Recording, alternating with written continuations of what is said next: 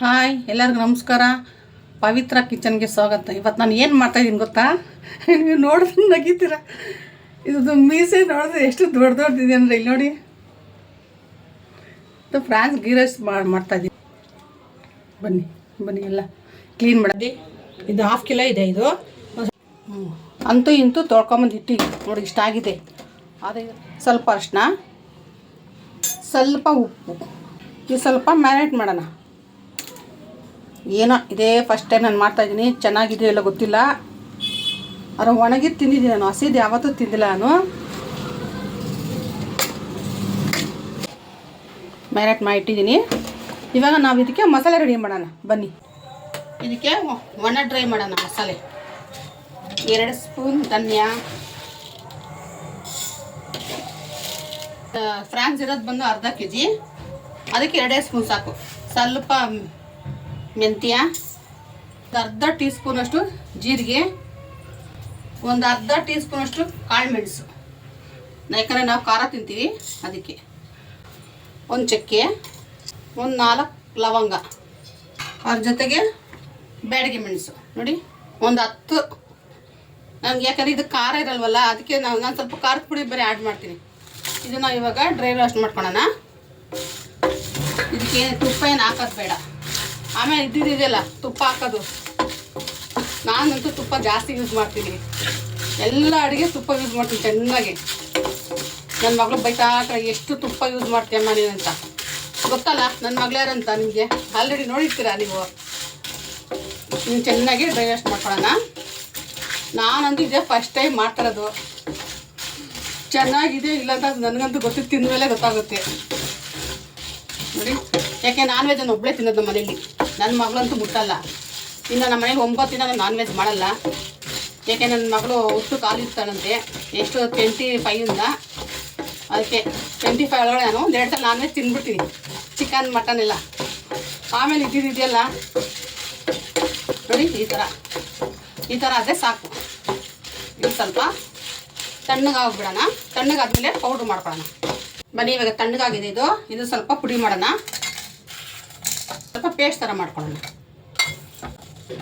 ಸರಿಯಾಗಕ್ಕೆ ಸ್ವಲ್ಪ ಕಮ್ಮಿ ಇದೆಯಲ್ಲ ಕ್ವಾಂಟಿಟಿ, ಅದಕ್ಕೋಸ್ಕರ ನೋಡಿ. ಇಷ್ಟಾಗಿದೆ ಸಾಕು. ಇದಕ್ಕೆ 1 ಸ್ಪೂನು ಹುಣಸೆಹಣ್ಣು ಹಾಕೋಣ. ಹುಣಸೆಹಣ್ಣು, ಬೆಳ್ಳುಳ್ಳಿ 1 ಹಾಕಿದ್ದು ದೊಡ್ಡದು. ಈಗ ಸ್ವಲ್ಪ ನೀರು ಹಾಕೋಣ. ನೀರು ಹಾಕ್ಕೊಂಡು ಪೇಸ್ಟ್ ಮಾಡ್ಕೊಳ್ಳೋಣ.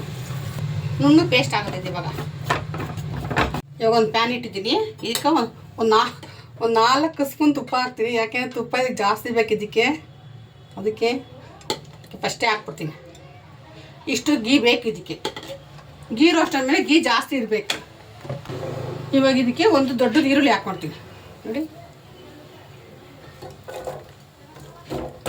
ಅದು ಸ್ವಲ್ಪ ರೋಸ್ಟ್ ಆಗಲಿ, ಚೆನ್ನಾಗಿ ರೋಸ್ಟ್ ಆಗಲಿ. ಇದು ಯಾರಿಗೆಲ್ಲ ಇಷ್ಟ ಅಂತ ಕಮೆಂಟ್ ಮಾಡಿ. ನನ್ನ ಮನೆಗಂತೂ ಯಾರಿಗೂ ಇಷ್ಟ ಇಲ್ಲ. ನಾನು ಒಬ್ಬಳೇ ತಿನ್ನೋದು ಇದನ್ನು. ನೋಡ್ತೀನಿ ಫಸ್ಟ್ ಟೇಸ್ಟ್ ನೋಡ್ತೀನಿ. ಇವಾಗ ನೋಡಿ ಆನಿಯನ್ ಚೆನ್ನಾಗಿ ಫ್ರೈ ಆಗಿದೆ. ಇಷ್ಟಿದೆ ಸಾಕು. ಅದೇ ರುಬ್ಬಿರೋಂಥ ಮಸಾಲೆ ನೋಡಿ ಎಷ್ಟು ನೈಸಾಗಿದೆ ಅಂತ. ಇಷ್ಟಿದೆ ಸಾಕು. ಇದು ಮಸಾಲೆ ಚೆನ್ನಾಗಿ ಎಣ್ಣೆ ತುಪ್ಪದಲ್ಲಿ ರೋಸ್ಟ್ ಆಗ್ಬೇಕು. ಚೆನ್ನಾಗಿ ಹಸಿ ಸ್ಮೆಲ್ಲೆಲ್ಲ ಹೋಗಬೇಕು. ಈಗ ಸ್ವಲ್ಪ ನೀರು ಹಾಕೊಳ್ಳೋಣ. ನೀರು ಹಾಕ್ಕೊಂಡು ಸ್ವಲ್ಪ ಗ್ರೇವಿ ಇಲ್ಲ, ಅಷ್ಟೊಂದು ಗ್ರೇವಿ ಬೇಡ. ಇದು ರೊಟ್ಟಿಗೆ, ಚಪಾತಿಗೆ, ಪರೋಟ ನೋಡಿ ಚೆನ್ನಾಗಿ ರೋಸ್ಟ್ ಆಗಿದೆ. ಗೀ ರೋಸ್ಟ್ ಅಂದರೆ ಮಸಾಲೆ ಗೀನಲ್ಲೇ ರೋಸ್ಟ್ ಆಗಬೇಕು. ನನ್ನ ಮಗಳಿರ್ಬೇಕಾಯ್ತು, ಏನಮ್ಮ ಇದು ತುಪ್ಪ ಇಷ್ಟೊಂದು ಹಾಕ್ಬಿಟ್ಟಿದ್ಯಾ ನೋಡು. ಈ ಥರ ರೋಸ್ಟ್ ಆಗಬೇಕು, ಇನ್ನೂ ರೋಸ್ಟ್ ಆಗಬೇಕು ಚೆನ್ನಾಗಿ. ಅದಕ್ಕೆ ಸ್ವಲ್ಪ ರುಚಿಗೆ ತಕ್ಕಷ್ಟು ಉಪ್ಪು ಹಾಕೋಣ. ಉಪ್ಪು ಸ್ವಲ್ಪ.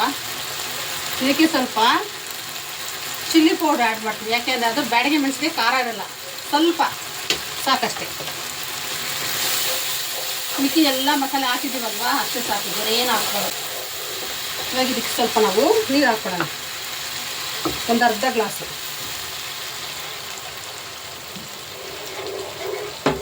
ಚೆನ್ನಾಗಿ ಅದು ಹಸಿ ಸ್ಮೆಲ್ಲೆಲ್ಲ ಹೋಗಿ ಆ ಸುತ್ತಲೂ ಎಣ್ಣೆ ಬಿಡಬೇಕದು ತುಪ್ಪ.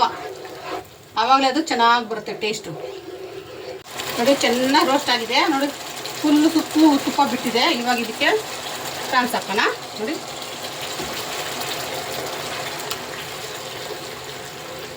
ಇದು ಚೆನ್ನಾಗಿ ರೋಸ್ಟ್ ಆಗಲಿ, ಸ್ವಲ್ಪ ಬಾಯ್ಲ್ ಆಗಲಿ. ಇದು ಸ್ವಲ್ಪ ಒಂದು 2 ಕುದಿ ಬರಬೇಕಷ್ಟೇ. ಒಂದು 5 ನಿಮಿಷ ಬೇಯಿಸೋಣ ಆಯಿತಾ. ಚೆನ್ನಾಗಿ ಬಾಯ್ಲ್ ಆಗಿ ನೋಡಿ. ಸ್ವಲ್ಪ ಇದು ಇವಾಗ ಇಷ್ಟು ರೋಸ್ಟ್ ಆಗಿದೆ ನೋಡ್ದಾ. ಮಸಾಲೆ ಎಲ್ಲ ಸ್ವಲ್ಪ ಗಟ್ಟಿಯಾಗಿದೆ. ಇವಾಗ ಇದಕ್ಕೆ ನಾವು ಸ್ವಲ್ಪ ಕರಿಬೇವಿನ ಸೊಪ್ಪು ಹಾಕೋಣ. ಸ್ವಲ್ಪ ಚೆನ್ನಾಗಿ ತೊಳೆದು ಕರಿಬೇವಿನ ಸೊಪ್ಪು ಹಾಕೋಣ. ಏಕೆ ಕರಿಬೇವಿನ ಸೊಪ್ಪಿಗೆ ಅದು ಸ್ಮೆಲ್ ಬರಲ್ವಂತೆ, ಅದಕ್ಕೆ ಹಾಕ್ಬಿಟ್ಟು ಇದು ಒಂದೇ ಒಂದು ನಿಮಿಷ ಈ ಥರ ಕೈ ಆಡ್ಸೋಣ ಆಯಿತಾ. ನೋಡಿ ಇಷ್ಟೇ. ಎಷ್ಟು ಚೆನ್ನಾಗಾಗಿದೆ ಅಂದರೆ ಇದು ನೋಡೋಕೆ ಅಷ್ಟು ಚೆನ್ನಾಗಿದೆ. ಆದರೆ ತಿಂದರೆ ಗೊತ್ತಾಗುತ್ತೆ ಟೇಸ್ಟ್ ಏನು ಅಂತ. ನೋಡಿ ಫುಲ್ಲು ಎಣ್ಣೆ ತುಪ್ಪ ಫುಲ್ಲು ಬಿಟ್ಬಿಟ್ಟಿದೆ ನೋಡಿ. ಅದು ರೆಡಿ ಆಯಿತು. ಇವಾಗ ಇದೆ ಸರ್ವ್ ಮಾಡೋದು ಬೌಲ್ಗೆ. ನೋಡಿ ಈ ಥರ ಆಗಿದೆ ನೋಡಿ. ಇವಾಗ ಇದನ್ನು ಒಂದು ಬಾಳೆಲೆಗೆ ಸರ್ವ್ ಮಾಡೋಣ. ಎಷ್ಟು ಚೆನ್ನಾಗಿದೆ, ನೋಡೋದಕ್ಕೆ ಚೆನ್ನಾಗಿದೆ. ಟೇಸ್ಟ್ ಮಾಡಿದ್ರೆ ಗೊತ್ತಾಗುತ್ತೆ ಹೆಂಗಿದೆ. ನೀವು ಒಂದ್ಸಲ ಮನೆ ಟ್ರೈ ಮಾಡಿ ನೋಡಿ, ಆಗಿರುತ್ತೆ ಅಂದ್ಕೊಂಡಿದ್ದೀನಿ. ನೋಡಿ ಇಷ್ಟು ಈ ಥರ ಇರಬೇಕು. ಗೀ ಹಂಗೆ ಹಾಕ್ತಾರೆ, ಗೀ ಹಂಗೆ ಹೋಗ್ತಾ ಇರಬೇಕು ಬಾಳೆಲೆ ಮೇಲೆ, ಆ ಥರ ಇರಬೇಕು.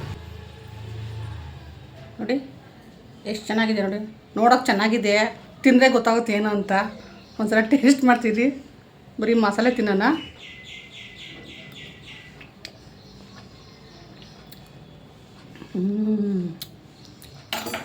ಚೆನ್ನಾಗಿದೆ. ಒಂದು ಸ್ವಲ್ಪ ದೋಸೆ ತಿನ್ನೋಣ.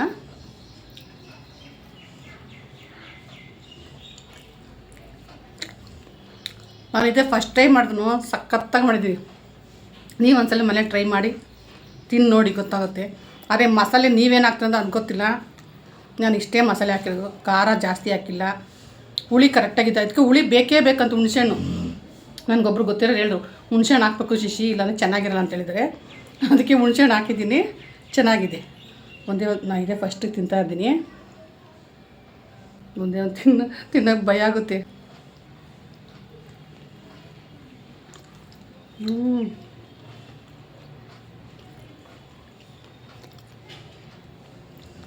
ಚೆನ್ನಾಗಿದೆ. ಯಾರು ಹೇಳಿದ್ರು ಬೆಂದರೆ ನಾರು ಥರ ಆಗುತ್ತೆ, ರಬ್ಬರ್ ಆಗುತ್ತೆ ಅಂತ. ಏನಿಲ್ಲ, ಚೆನ್ನಾಗಿದೆ. ನಾನು ಫಸ್ಟ್ ಟೈಮ್ ಮಾಡಿದ್ನು, ಚೆನ್ನಾಗಿ ಮಾಡಿದ್ದೀನಿ. ಸೂಪರಾಗಿದೆ. ನೀವು ಒಂದ್ಸಲ ಟ್ರೈ ಮಾಡಿ. ಚೆನ್ನಾಗಿದ್ರೆ ಒಳ್ಳೆ ಕಮೆಂಟ್ ಹಾಕಿ.